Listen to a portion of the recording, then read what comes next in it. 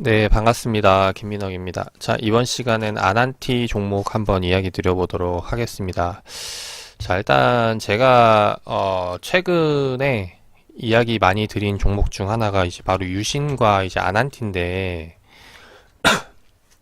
지금 유신 같은 경우 지금 그리고 아난티, 네, 지금 보면은 이제 대북주로 해서 최근 흐름을 비슷하게 해서 움직인 종목 중에 하나죠.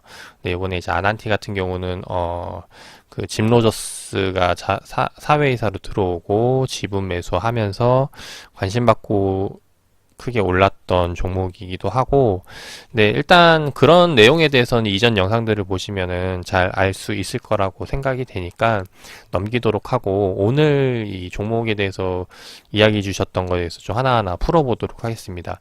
자, 일단 지금 현재 아난티 종목, 뭐 무슨 대북 관련주라는 거 모르시는 분들 없을 거라고 보고, 18,500원에 매수 들어갔는데 지금 비중이 90%라고 하세요. 90%이기 때문에 지금 어찌해야 될지 모르겠다, 좀 죽겠다, 막 이런 심정을 가지고 있는데, 뭐 주식 투자할 때는 항상 여러 가지 리스크가 존재를 하죠. 근데 일단 만약에 비중을 크게 실었다면은 다 그런 얘기를 할 거라고 생각이 돼요. 아니, 비중 크게 실었으면 손절가 짧게 잡고 대응해야지. 아니, 그게 맞는 거 아닌가요? 막 이제 이런 이야기들을 하시겠죠. 근데 말씀드리고 싶은 거는 그 테마주들 같은 경우 그런 손절가를 짧게 잡고 대응을 하고 싶어도 못하는 경우가 생긴다라는 거예요.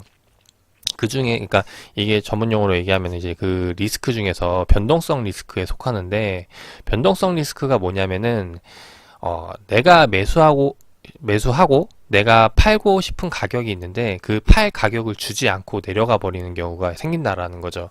실제로 아난티가 그런 경우라고 보시면 좋을 것 같아요. 실제로 요번에 매수는 뭐 기술적으로 해서 이전 저점 잡으셔서 비중을 크게 실었을 거라고 보여지는데, 그 아난티가 요번에 그 북미 정상회담 이후에 급락, 그리고 저거 뭐야, 최대 2대 주주인가요? 그게 블록딜 하면서 한 번 더 급락이 나온 시점이 이 구간이죠. 그렇게 해서 나오기 시작을 했는데, 이게 지금 보시면은 매수가가 이 가격인데, 보면은 이제 여기에 갭이 생긴다는 거죠. 갭이 왜, 이게 그런 이제 테마에 대해서 타가지고 이제 악재가 나오면서 이제 갭이 생기면서 내가 팔고 싶어도 못 파는 가격대가 생긴다라는 거예요. 실제로 내가 만약에 손절가를 여기로 잡았는데, 예를 들어서 이제 121 이평선, 지금 여기 회색선 보이는 구간을 손절가로 잡고 했는데 그 손절가 터치도 안 하고 바로 깨져버린다라는 거죠. 그렇게 되면 어떻게 대응을 해야 되냐, 이런 난감한 상황이 생긴다는 겁니다. 실제로 만약에 비중도 지금 많이 실은 상황이고, 그래서 급락이 나왔는데 여기서 뭐 지금 현재 비중이 90%인데 10%더 실어봤자 평단 바꾸는 거 얼마 차이 안 날 거라고 봐요. 뭐 바꿔봤자 한 요 정도 바뀔려나, 그죠?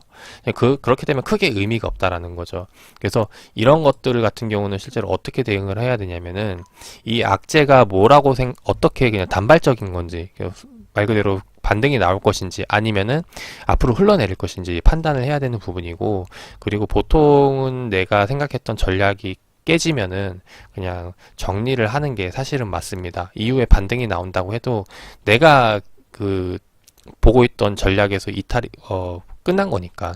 그래서 보통은 그 전략이 끝나고 이후에 다시 어떻게 대응을 할 것인가 새롭게 생각을 해야 된다는 거죠. 지금 무슨 말이냐면은, 지금 뭐 비중 90% 평단이 여기 위에 있는데 이거를 고민해서 본전을 찾을 생각을 하는 게 아니라 이 가격을 잊어버리시고 요 급락이 나온 이후에 앞으로 주가가 어떻게 움직일 것인가, 이거를 생각을 해서 투자를 포인트를 잡아가 본다면은 훨씬 더 도움이 되실 거라고 봐요. 근데 보통 개파락이 나오면은 이 개파락을 돌리지 못하고, 그러니까 이 구간이 되겠죠. 지금 개파락이 나온 시점 이 구간을 다시 한 번 더 위로 돌리지 못하고 떨어지는 경우가 대부분인데, 지금 보면은 아난티 같은 경우는 이 개파락 나온 이후에도 다시 한 번 더 그 위에서 놀고 있다라는 거. 그 말은 즉 지금 현재 이 아난티에 대한 수급이 그렇게 죽지 않았다라고 보여지는 부분이고, 그래서 다시 한 번 더 긍정적인 이슈가 나오거나 그 시장에 뭐 재료들이 나오게 된다면은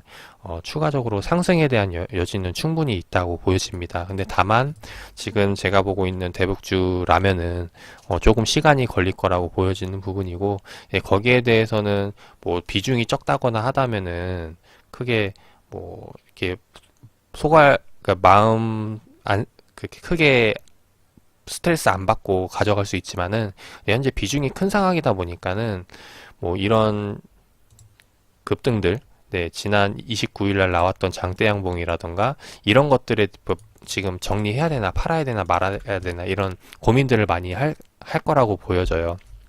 그래서 지금 제가 이야기 드리고 싶은 거는 결국에는 이런 고민이 된다면은 그러니까 분할 매도가 최대한 정신적으로 많이 스트레스를 덜 받는 방법이라고 보여지고요. 그래서 그렇게 해서 조금씩 털어나가면서 정리를 하고 다음에 다시 한번 더 재공략을 하시는 거를 이제 권유드리고 싶고, 근데 일단 지금 저 같은 경우는 그래요. 여기서 지금 매수 포인트, 매도 포인트를 잡기는 어렵다라는 거예요. 이게 뭐냐면은 우리가 흔히 박스권 매매라고 하면은 이제 이 만약 예를 들어 네모가 박스권이라고 볼게요.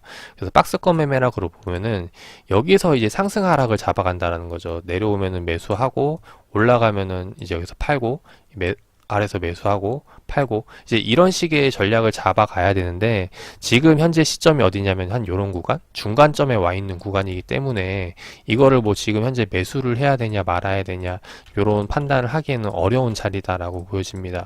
그래서 지금은 제가 투자뷰 뭐 드리기 좀 어려울 것 같고, 그리고 현재 시장에 대해서 앞으로 뭐 대북주를 긍정적으로 보시는 분들은 올해 안에 한 번 더 협상을 한다 뭐 이렇게 할 수도 있지만은 지금 대부분 나와 있는 의견들은 좀 더 걸릴 것이다 보고 있는 부위가 많다라고 보여지기 때문에 그 부분에 대해서 좀 신경을 써봐야 될 것 같아요. 일단, 그래서 아직은 좀 투자 포인트를 잡기 어렵지 않나, 라는 생각이 돼서, 좀 의견을 보류드리고, 일단, 대북주 같은 경우는 저도 계속해서 신경 쓰는 테마이고, 그리고 아난티라 유신 같은 경우는 그 중에 대표주이기도 하기 때문에, 계속 관심 있게 지켜보면서, 네, 매수 타점들 잡아 나가고 있습니다. 그래서 그 점 참고를 해서, 지금 카톡방에 계신 분들이라면은, 한 번씩, 잘 의견 보고, 네, 대응해 나가시면 좋을 것 같고, 자, 일단 오늘 아난티에 대한 부분은 여기서 일단 마무리를 드려보도록 할게요. 그래서 결론은 지금 물려 있다. 만약에 비중이 크다면은 그냥 조금씩 올라올 때